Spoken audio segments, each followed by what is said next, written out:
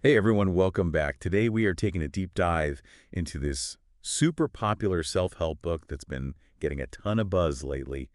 It really dives into, like relationships and bouncing back from tough stuff and figuring out like what your purpose is. Yeah.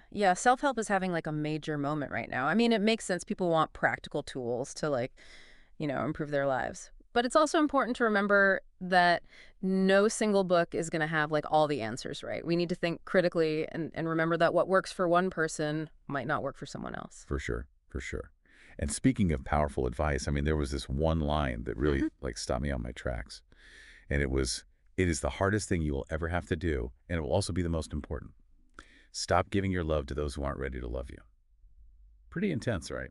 Yeah, that's a pretty bold statement. I think it really forces us to look at our relationships, and ask ourselves, are we pouring energy into connections that aren't being reciprocated? It really ties into the idea of, setting healthy boundaries and recognizing our own self-worth and surrounding ourselves with people who actually value us. Absolutely. Yeah. The book also talks about this idea of like mourning your inner child. The author tells this really powerful story about like crying for their 13-year-old self who had gotten their heart broken and, encouraging that younger self to kind of speak their truth. Yeah, that's fascinating. It's really getting into inner child work. It's acknowledging how much our early experiences shape our adult lives, right? Hmm. Like those unmet needs and those unexpressed emotions from our past can really impact our relationships and our behaviors today. So it's all about recognizing those patterns and understanding where they come from. So how do we actually like, apply this concept of inner child work to our own lives? Well, it really starts with self-compassion and exploration. Like imagine going back and visiting your younger self and really listening to their experiences with empathy and understanding. It's about offering that child the validation and love that they might not have received, and ultimately, fostering a deeper sense of forgiveness and understanding both for ourselves and for others. That's really powerful. There's this other part that really resonated with me too, and it's where the book says that feelings are messengers, but I don't have to act on every one of them. That's such a game changer, right? Like, especially when it comes to dealing with those difficult emotions. It is. It's a way to totally reframe how we see those emotional experiences. Instead of trying to like suppress or fear our feelings, we can start to view them as valuable information. It's about developing emotional literacy, understanding what our emotions are trying to tell us, and choosing how to respond instead of just reacting. So it's like instead of letting anxiety or anger take over, we can just pause and acknowledge those emotions and then consciously decide how we want to Hmm. act. Exactly. Developing emotional regulation skills helps us navigate those, inevitable ups and downs of life with more resilience. And practices like mindfulness can be super helpful for this. It allows us to observe our emotions without judgment, and it gives us that space between the feeling and our reaction. I love the analogy in the book about finding purpose. They compared it to an unanswered prayer that was the answer itself. I mean, that's really deep, right? It is. It really challenges this idea that purpose is something we have to chase outside of ourselves. It suggests that our purpose might already be here, subtly present in our lives. Maybe it's not about like striving for some grand destiny, but discovering the meaning that's already present in our experiences. So you're saying purpose isn't necessarily about like chasing some big external goal, but about recognizing and embracing the meaning that's already there in our lives. Exactly. And the book actually outlined 8 stages of personal transformation, and it emphasizes how growth often comes from moments of discomfort, challenge, even loss. It's in those tough times that we often uncover our greatest strengths and find clarity about our purpose. I'm really intrigued by the idea of creating a personal mission statement. The book says, be free enough to decide who you are and what you really want. I love that. It's so empowering to think about taking ownership of our lives and defining our own paths. It is. And, crafting a mission statement can be a super powerful tool for self-discovery and goal setting. It really encourages us to look at our values, our aspirations, how we want to impact the world. It asks us those big questions like, what really matters to me? How do I want to contribute? What kind of legacy do I want to leave? It's like building a roadmap, like a personal roadmap, guiding us towards a life that's in alignment with our deepest desires and aspirations. Yeah, exactly. And it's a living document. It changes as we grow and have new experiences. It reminds us of our core values and the direction we want to take. One thing that really stuck with me was this idea of overcorrecting. Like the book talks about how we can get so hung up on our flaws that we end up actually like blocking our own Oh, growth. yeah, totally. It's like we're so busy trying to present this perfect image to the world that we lose sight of who we really are. Yeah, it's like this sneaky form of self-sabotage, right? We're so obsessed with what we think we're missing that we can't see our own worth. And the book makes this point that embracing our true selves, even the messy parts, is way more valuable than chasing some idea of perfection. So true. It's about accepting ourselves unconditionally, warts and all, and letting that be the foundation for growth. Right. Real growth comes from self-love and acceptance, not from beating ourselves up all the time. This part about the sinking cost fallacy was a real eye-opener for me. It talks about how we sometimes cling to relationships or jobs or situations that aren't good for us anymore just because we've already put so much time and energy into them. Yeah, that's a classic cognitive bias. It's that feeling of, well, I've already come this far, I might as well keep going. But sometimes our gut is telling us we need to make a change. We get stuck in the past instead of really looking at what's happening right now. It's like staying in a job that makes you miserable just because you've been there for years, even though it's not fulfilling at all. Exactly. And the book offers this idea of letting go as a way to deal with this. It's about recognizing that sometimes the bravest and kindest thing we can do for ourselves is to walk away from something that's not serving us, even if it hurts at first. You have to trust that there's something better out there. Absolutely. And letting go is something we have to keep doing. It's not just a one-time thing. It's about releasing our attachment to thoughts, beliefs, even material possessions that don't align with who we really are. And when we do that, we create space for new things to come into our lives. It's about embracing change and realizing that even though change can be scary, it's how we grow. For sure. The book also digs into this idea of negative potential outcomes. It's about how we tend to overestimate the chances of bad things happening. Like we're always waiting for the other shoe to drop. Oh, I know that feeling. It's Yeah. like this sense of impending doom, even when things are going okay. And it makes sense from an evolutionary standpoint. Back in the day, our ancestors had to be on high alert for danger to survive. But today, that negativity bias can lead to anxiety and keep us from taking risks. So how do we get out of that negative headspace and start to see things in a more balanced way? The book suggests that we start to recognize that good things are just as likely to happen as bad things, even though they don't trigger the same intense emotions. It's about shifting our attention from what we're afraid of to what we want to see happen. So it's about choosing hope over fear and realizing that we can shape our reality with our thoughts and beliefs, not just our actions. Exactly. And the book also talks about purpose in this really interesting way. It kind of suggests that purpose might be more subtle than we think.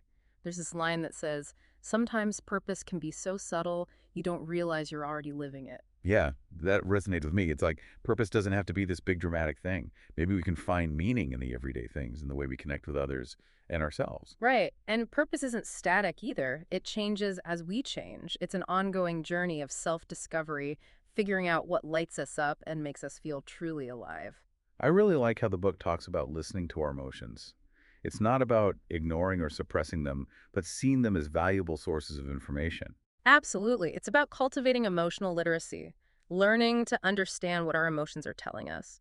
Even the so-called negative emotions like sadness or anger or fear can give us important clues about our needs and desires. They're signals, not enemies. It's like instead of beating ourselves up for feeling a certain way, we can ask ourselves, okay, what is this emotion trying to tell me? What need is it pointing to? Exactly. It's about approaching our emotions with curiosity and compassion. And when we do that, we start to understand ourselves better. There's this one statement that really hit home for me. Everything that's truly right for you will make you feel at peace. It's all about finding alignment in our lives right. It is. It's about making choices and being in relationships and having experiences that reflect our values and our dreams. It's about trusting that inner voice that's guiding us towards what feels authentic and fulfilling. It's like finding that sense of ease and flow in life, knowing that you're on the right track and doing what you're meant to be doing. Yeah, exactly. And the book reminds us that finding peace doesn't mean that life will be easy. It's about feeling like you're in the right place, even when things are tough. I was struck by how much the book emphasizes embracing discomfort as a way to grow. There's this great phrase, you have to practice letting go. It's so simple, but so powerful. It reminds us that real growth often happens outside of our comfort zone. It's about finding the courage to step into the unknown, to release what's no longer serving us, and to embrace the uncertainty that comes with any journey. It's about believing in ourselves and our ability to get through tough times and come out stronger on the other side. Exactly. And the book gives us some really practical advice on how to build resilience, things like self-care, mindfulness, and surrounding ourselves with supportive people. It's about creating a strong foundation so we can weather the storms of life. And resilience is something we can learn and get better at. It's not something we're just born with. The book has this really reassuring line. You're not going to realize you're blossoming, but it's going to happen anyway. It's acknowledging that growth can be subtle and often unexpected. It's about trusting the process of life, even when we can't see the results right away. Change happens gradually. It's about all the little steps we take along the way. It's like planting a seed. We nurture it with patience and care, trusting that it will eventually blossom into something beautiful, even though we can't see the growth happening underground. Yeah, it's about letting go of control and recognizing that there are times for growth and times for rest, and everything happens in its own time. And the book ends with this really powerful call to action. You already know what your next step is. You just have to find the courage to take it. It's like a reminder that we have the power to create the lives we want. And often the answers are already within us. We just have to trust our intuition and take that first step. Yeah, it's about quieting that inner critic and pushing past our fears and moving forward with confidence. Exactly. And it's a good reminder that we have the power to create the lives we want. It starts with taking those first steps. So as we're wrapping up our deep dive into this book, I'm curious to hear what really stood out to you. Like, what were some of the biggest takeaways for you? Hmm. Well, one thing that really resonated with me was the whole idea of taking ownership of our stories. The book emphasizes that we have the power to choose how we see our experiences, Yeah. and how we define ourselves. We can actually shape our own life stories. Like we're the authors of our own lives, right? Exactly. And the book encourages us to become aware of the stories we tell ourselves and to challenge those limiting beliefs, those negative thought patterns that might be holding us back. It's about recognizing those stories and then making a conscious decision to rewrite them. So it's about replacing those old disempowering stories with new ones that are empowering and that really reflect who we are and what we want. Right. And the book gives us some practical tools and techniques for changing our thinking, shifting our perspective, and creating a more positive inner world. It's really powerful to remember that our thoughts have a huge impact on our lives. Yeah, If we can change our thinking, we can change our lives. absolutely. And another big takeaway for me was the focus on self-compassion. The book reminds us that we're all a work in progress. We're all going to make mistakes, and that's okay. It's about being kind to ourselves throughout the journey. It's like treating ourselves with the same kindness and understanding that we would offer to a friend. We have to remember that we're all just doing the best we can. Exactly. And the book also talks about the importance of self-forgiveness, letting go of any guilt or shame that we might be carrying around. It's about recognizing that we're doing the best we can with what we have in each moment. And that's enough. It's a good reminder that self-compassion isn't about lowering our standards. It's about creating a safe space for growth and transformation, remembering that we're worthy of love and acceptance, even when we're not perfect. So as we're wrapping up our deep dive, I think it would be helpful to kind of distill the essence of this book into some key takeaways for our listeners. I love that idea. It's like giving our listeners a map they can use on their own journey of self-discovery. Exactly. So for our listeners, here are 10 key takeaways that we hope you'll find valuable. 1. Stop giving your love to people who aren't ready to love you back. Invest your energy in relationships where you feel nurtured and appreciated. 2. Pay attention to your inner child. Acknowledge those unmet needs and those unexpressed emotions. Give yourself the compassion and validation that you might not have received in the past. 3. Remember that your emotions are trying to tell you something. Listen to them without judgment. Even the difficult emotions can offer valuable insights. 4. Don't be afraid to step outside your comfort zone. Growth often happens when we challenge ourselves and push past our limits. 5. Your worth is inherent. You don't have to earn it. Let go of the need to be perfect and embrace your authentic self. 6. Create a personal mission statement that outlines your values, your goals, and the impact you want to make on the world. Let that mission statement be your guide. 7. Identify and challenge those negative thoughts that are holding you back.